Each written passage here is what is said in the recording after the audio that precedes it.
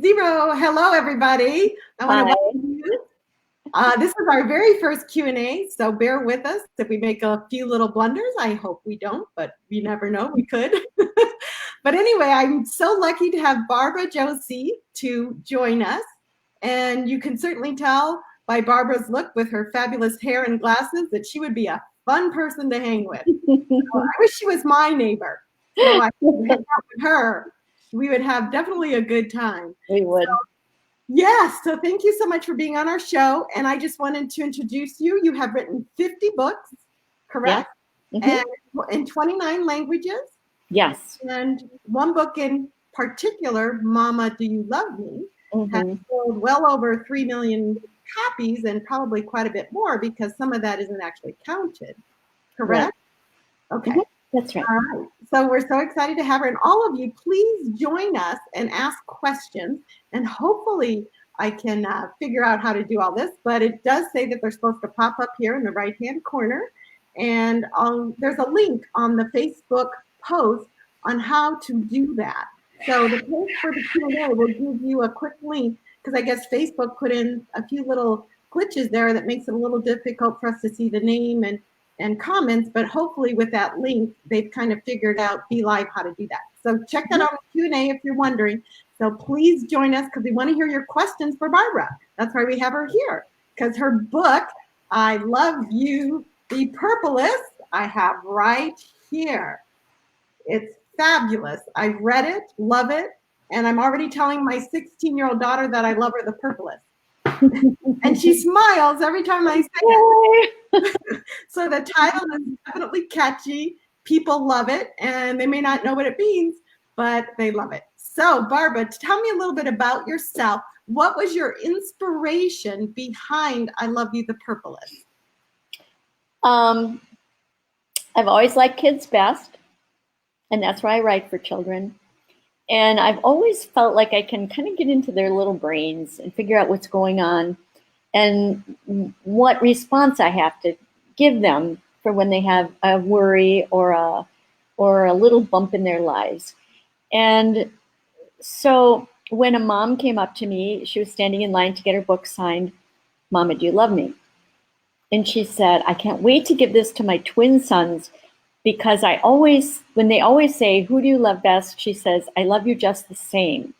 Mm-hmm. So what I did was what a lot of parents do. I tried to think of how that would feel to me if I were a kid, probably intensified with twins who could be competitive. And I thought, I think I wouldn't want to be loved the same. I think I would want to be loved in a special way for whoever I am. So I called her back and she came back and I said, next time you want to talk to them, why don't you say, I love you the purplest and I love you the greenest. I think those were the two colors they came up with. And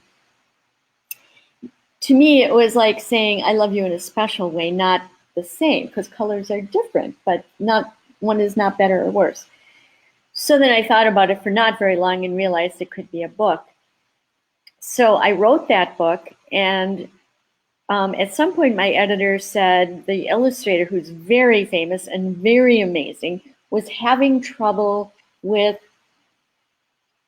purple images. And so I changed that. And then she said, yeah, we don't really like reddest. So we changed the colors.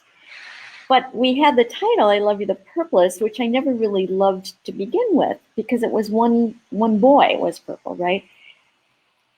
And I got right down to the wire. I even bribed my family by saying if they could come up with a title, I would then dedicate the book to them. Nobody could come up with a better title. And finally, my editor called and said she had a meeting and everybody decided on I Love You the Purplest. I kind of went a little bit snotty. And I said, really, Victoria, I was willing to change this color and I was willing to change that color, but this doesn't even make any sense. Oh, and she said, but red and blue make purple. That's what I think is brilliant because children in the story.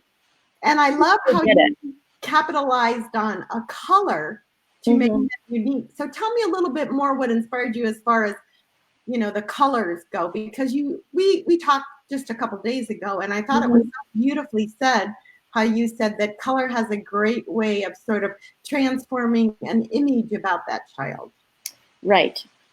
I try to set readers, the reading partnership of often parents and children, up with a discussion afterwards. I don't say, now discuss this, but I do give them something that's worth talking about. And I think one of them is, what color would your child consider themselves? If they were a color, what color do they think they'd be? And then, how do you see them? What color do you see them? And it's really fun if you were to take one of your children and say, show me the things that are that color, and let's make a poster and put it in your room. So a green child or a pink child could have the colors that, the inside of pink could be the inside of a seashell. So think of the thing that is that color, and they could make a poster that has those things on it. Well, just by having that conversation with the child too opens up a whole, you want to know who they are. Right. You open up that conversation by just saying, what color would you be? Tell me your unique qualities that make you that color. And that's one of the things that is noted to reduce sibling rivalry. Get to know each child's strengths and comment on those strengths. Right. And by you having the conversation around a specific color, gives them something that you've listened to who I am. And it's a quick way to, identify who they are. And like you said, make them unique, but love not the same. Right. You love them for who they are. Right. And that's one of the main takeaways I got in your book was, you used a time where children try to drag you into their conflict. Right. Like, you love me the most, Mom. Right. So tell the audience how you chose to handle that. Well, even better, I kind of like, how did you have certain concepts you wanted to achieve in writing this book? Like, what were those concepts before you started to write that you wanted to portray in the story? I think I have a deep belief that every child and every adult wants to hear this. I see who you are, and I love you for that. It's not just I love you, but I see who you are, and I love you for that. We all feel better when we feel heard and loved. Right. So, yes. And so fun. And then I thought that the bunk beds were important to me because, not that one was up and one was down, but they were separate places. And it's easy for parents to read the books together as a family and then tuck the kids in and good night, kids. But I wanted the mom to have this special conversation.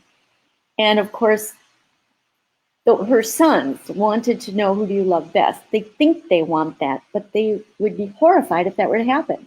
How awful it would be if you were considered the favorite and you knew it.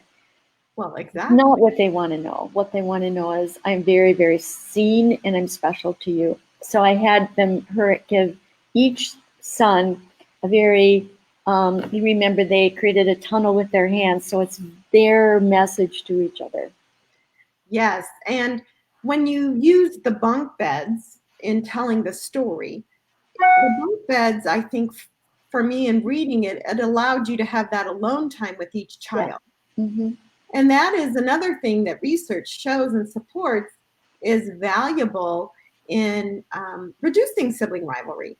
Because giving each child some alone time with you individually, number one, to talk about the sibling and to talk about maybe what kind of irritates them about the sibling or what irritates, you and how you interact with their sibling. It all gives them that time, which is lovely. Yep. Yeah. And I think that can translate to the gifts you give them. So instead of saying, I treat you all equally, you treat them each specially. So when this child needs this particular gift at this particular time, I don't think you should feel as though each child needs to have a gift at the same time. If it's a special gift for that kid at that time with that need or that excitement, then you create that special thing for them. Oh, and it's beautiful. We all want to feel special. Yeah. Validation for who we are, even as adults. We never stop needing love. Never. We never stop needing validation. It's also vital to our human existence. Yep. And I know one of the questions one of our audience had asked, they had said, unfortunately, it's not posting names, but I do, if any of you do want to comment, you can go online, and on the post, there is a link of how to go ahead and post comments, and it's on our post about the Q&A today on the Facebook, private Facebook group. So go ahead and check that out. But one of the clients was talking about empathy and compassion. And, you know, she said that she thinks it needs to be taught. It doesn't come naturally to children. Right. And because they wouldn't bop each other over the head if they had empathy, right? Yeah. So Yeah. I think it's an important thing that we need to teach the kids, Mm-hmm. that empathy and compassion has to be taught. We aren't just born with that nature within us. Would you agree, Barbara? Completely. And with my children, I really tried to offer them ways to gift each other. So I would say, oh, Annika, you know, I just don't know quite how to talk to your sister, but I know you know just the way to make her feel better. She's had a terrible day. Why don't you go up and, you know, so I'd give them a way to be a hero with their siblings. And that made them all feel like we were all on the same page. We were a team, and we were all helping each other. And that again is another point that research does show. We have to teach our children how to get along well, you know, and how to have empathy and how to help each other with projects. And they say, don't have the children race against each other, have them race against the clock. You know, we don't want them to compete for your time or your approval. You know, if they have to clean up the room, it's not who can clean it up the fastest. It's how quickly can we go? Let's race the clock. You know, how quickly can we go together as a group, which is what you had stated. Correct? We had a little game that we played on Saturday because nobody liked to do chores, and they would all say, oh, Rob got it easier than I did, you know, and they would argue about that. And so I came up with a jobs game, and I would write each job on a little piece of paper. And if it was a really big job, maybe we would even take 3 pieces of paper. And then I'd have gifts like a free back rub from mom or 10 minutes of free reading or something like that. And like make a face at your sister. And then I would say, okay, time for the jobs game. And I deal out the pieces of paper, just like cards, right? And then they look at their hand, and the rule was you could trade with somebody if you wanted to. And after the first time, they all realized that if they got a crappy hand and they had the most work, they really wanted brother or sister to come and say, let's trade and I'll give you this. Wow. They didn't the first time, but they did the second time and every time after that. So they began to cooperate, and it wasn't competitive to see who was going to finish the fastest or get the easiest jobs. They were learning to cooperate. Oh, that's wonderful. What a great little lesson for all our audience to be able to hear that one. That's terrific. How did you learn a lot of this stuff? Was it self-taught? Was it intuitive? Because trust me, others are intuitive. But how did you think you learned some of that? Did you do research? Did you?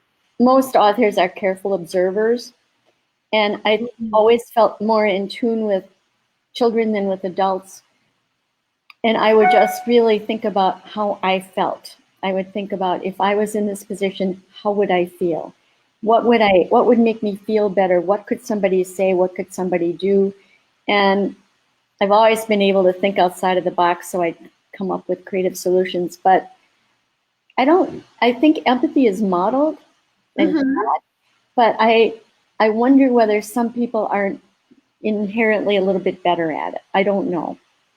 Well, what you said there, how do you feel? I would feel this way. That's one of the tools they say in sibling rivalry as parents, that when your child is misbehaving, the way that, or they're fighting with each other, I should say, one of the things that a parent needs to do is to tell them to use their words, not bop them over their head, but use the words in the form of I feel this way. You know, it's a way to teach them to cooperate by using the I feel. But like you said, you learned it as a teaching tool for yourself. You know, how would I feel? And that is a good thing for children to learn. It's a good way to teach them to cooperate, would be to interact with each other and say, I feel this way, and because the sibling can't come back and say, well, you don't feel that way.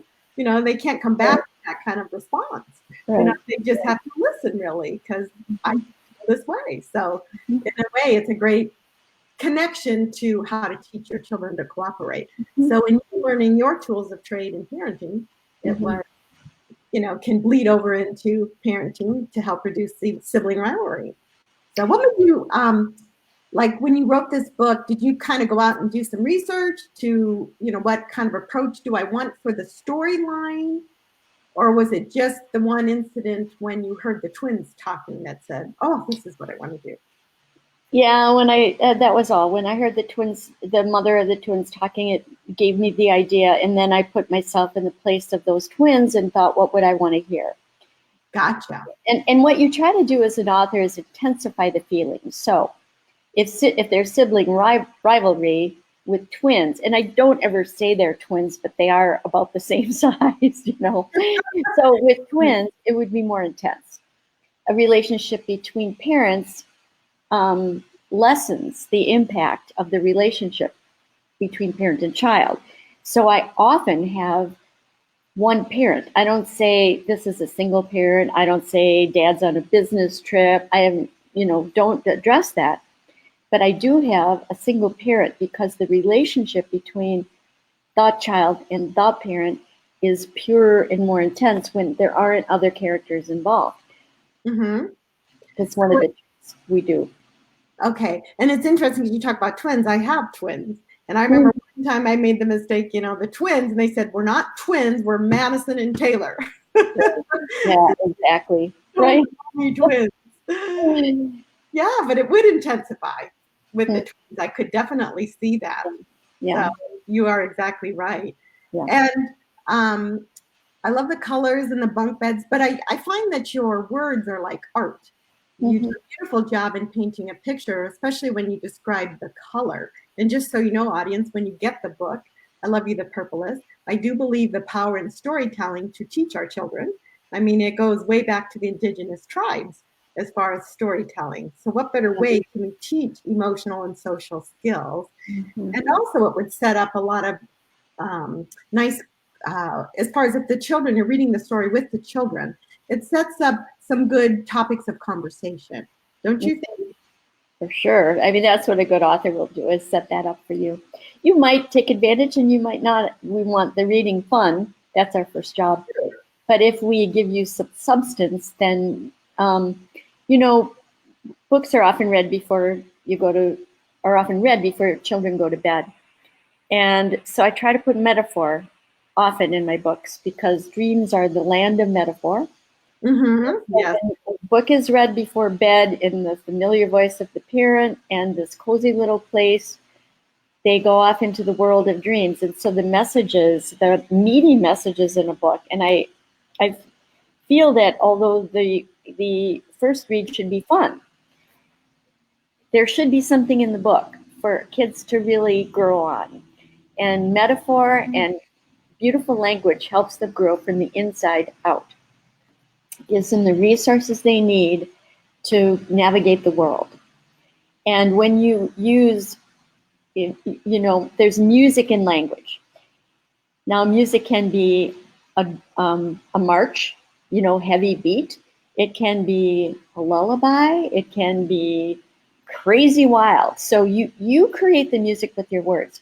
And I'm pretty sure that parents are going to want me to kind of bring the energy down when they go to sleep. So I use a lot of language. And it's awful what I read to adults because I put them to sleep. When I read mine, you just watch them go one after the other. They're just going to go down. But that's what language can do. And that's that musical language creates a vision in children's minds as they hear it. But also I'm using the sound of words that will soothe them and move them into sleep and soothe the feelings that they might have that day. And that's beautiful because as the story winds down, they're winding down into bed. And it's the end of the day is how you close the story. But what I loved is how when you talked about their colors, how you intensified the emotions of who they are and how special and unique they are relating to the animals insects and all these other things that are so Right. beautifully and lyrically said that Yes. really captures each child's uniqueness by the Mhm. color and the things that resonate with the colors. I think you said the red with the campfire, and you use those colors to beautifully enlarge their uniqueness, I Yeah. thought. Right. Thank you. Yes, it was beautifully done. So I would definitely encourage all of you. Tell us a little bit, Barbara. I would love the audience to hear you told me about your next project you're working on. I think it's exciting. The one that's not a children's book, you mean? No, but it's a big project. It's kind of cool what you're actually working on, your next big project. But anyway, do you have another children's book in mind, by the way? Oh, yeah, I have 5 under contract. I've started to do books about cities, and that has been an interesting exercise. So I treat the city like I would a person, and I get to know the city like I would a person. Every city has a personality, and I let it charm me. So then I write about it. So that series is called Our City Adventures by Sleeping Bear Press. And the first one, my hometown, Milwaukee, is the first city, but then we do Detroit and then Nashville, Indianapolis. So we've got a lineup. I'm doing those, and I'm doing 2 really cool Christmas books that Oh, are coming out. One in 2020 and one probably 2021. And I started doing screenplays, and that's kind of a surprise. I didn't know, And I also have do musicals. I've done some musicals, lyrics to oh my music, word. some books. So I do all kinds of things, and I love it all. I just love writing. Oh, I can tell. Yeah. I mean, it shows in your stories and all of that. And I know, Mhm.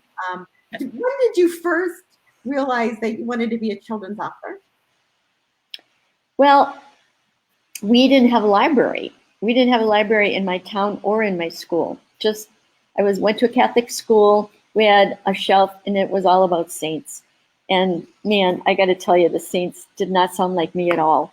So I thought, you know, I just didn't understand how cool books were. And I usually could get a book for Christmas, and I loved those, but I had no idea how they came to be, that a person wrote them. Mhm. So I just, but I made up story because it was a small neighborhood, Mhm. and there were 2 of us who were the oldest, and my friend Mike was extremely creative. So we created a story for the summer, and we would assign characters, which were the kids in the neighborhood. We would build the set, really, which was a particular hideout or a tent or a raft or whatever our story was. And the kids would come to us each day, and if I didn't keep them interested with a new chapter, I'd lose them.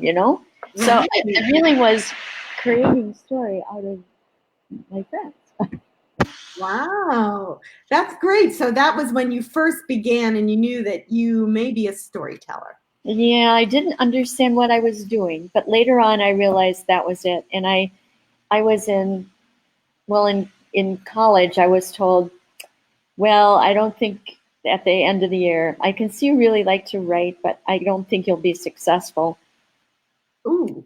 Well, people don't have a voice until they're a little bit more grown up than I was at that time. So, around 30 is when you understand who you are. That's You're true. comfortable in your skin. And you cannot have true voice, until you're comfortable in your skin. Well, I think you're right. And that's why, people will say, I want my child to have self-esteem. Well, who can as a child? Yeah, Esteem is built by learning what you enjoy doing well at things, doing things that impress yourself. Those are right, the exactly. action Mhm, is the only thing that creates self-esteem. mhm, But when you're a child, you don't have a lot of actions or accomplishments under your belt. Just takes a right. little while. And I think 30 is a good age. I like that Just time. generally. Yeah, generally speaking, it's about when we've had, quite some years there to have a couple little accomplishments and kind of where we're comfortable and what we enjoy doing. Is And you try on roles or personas like you would a new outfit. So yeah, I was Earth Mother, didn't go very well. I tried to be my mom, that didn't go very well. So eventually you try those on and you go, no, no, no. And then you find, oh yeah, that's who I am. And when you yeah, find that, you have voice, and then you can that's the missing piece of a writer. And That's what's you can't teach that. You can't even give that to someone. No, it's an intuitive gift, I think. Mm-hmm. Yep. Yeah. And the only way we find out our calling, our purpose, it really is through experimentation. You know, so that's what you're saying. You were experimenting and finding your calling, and there you found it, right? Whoops, you're sort of fading in and out a little. Yeah, you were. Oops, hold on. Maybe that's get some interference somewhere. But anyway, can you hear me? Whoops, she's frozen. Anyway, oh, there you come. You're moving now. Okay, good. For some reason, we were a little frozen up, but anyway, you're back. Anyway, well, all you viewers, I'm so glad you got to join us. But what I would like you to do too, if you still have questions, since I didn't see too many names come up here, I had the one who wanted to comment about empathy and compassion needing to be taught, which is true. It does need, but I know it's a little difficult to understand how this all works since the little glitch in Facebook, but we're working around it. So, but if you have questions you want to pose to Barbara, you can send them through Facebook and I'm happy to share them with her and she'll just write me back.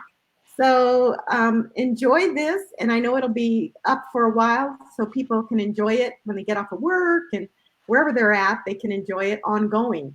So we'll have it up there posted for you all in the Facebook group to enjoy it. And we will be back again in 2 weeks. We're going to have an Aikido expert. A good friend of mine had a child who suffered from Asperger's.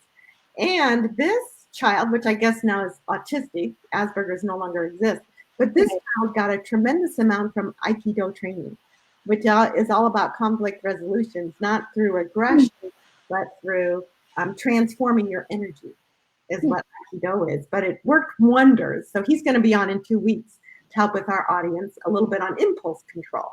So that's where we're going to head in 2 weeks, everybody. And that's at 6:30 p.m. on July 24th. Hopefully you'll come back for our next Q&A. And give me your questions afterwards. If you didn't get a chance to ask online, if you couldn't figure out, if you're like me, that's a problem sometimes figuring electronics. But thank you, Barbara. You're welcome. Getting a chance to chat. And thank you so much for sharing all your beautiful information with our audience. And please, a link to this book will be on the website, the Facebook website. And so click on it and read it to your children. It helps with sibling rivalry. And it helps open up conversations, right? Yeah. Uh-huh. Okay, it was beautifully written, and your works and books are treasures. And I call my kids now and I say, I love you, the purpless, and they automatically smile. So you brought a gift into our home with that. So thank you. Thank you. All right, and we'll maybe keep in touch. All right, my dear. I'll let you know if you have any questions that they pose later, and I'll shoot the answers back to them. Okay. Okay, Great. thank you so much, Barbara. Bye-bye. Lovely day. Bye, everybody. Thanks for joining us. See you later. Bye-bye.